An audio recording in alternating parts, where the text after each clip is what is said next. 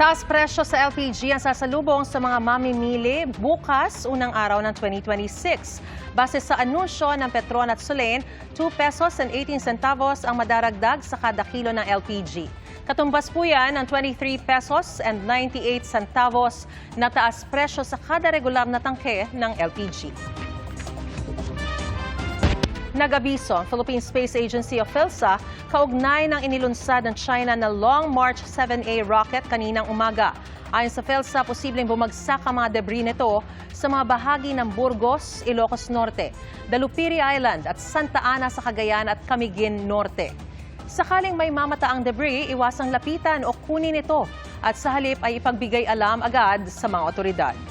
Tila walang takot na lumapit sa mga lava fountain ang dalawang lalaking yan habang pumuputok ang bulkang Kilauea sa Hawaii. Ang isa sa kanila sinesenyasan pa ang webcam ng US Geological Survey o USGS. Ang kanilang ginawa nagdulot ng pag-aalala para sa kaligtasan ng mga nasa paligid ng bulkang isa sa pinakaaktibo sa mundo.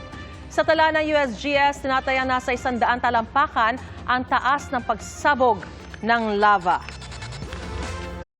Mga kapuso, maging una sa saksi. Mag-subscribe sa GMA Integrated News sa YouTube para sa iba't ibang balita.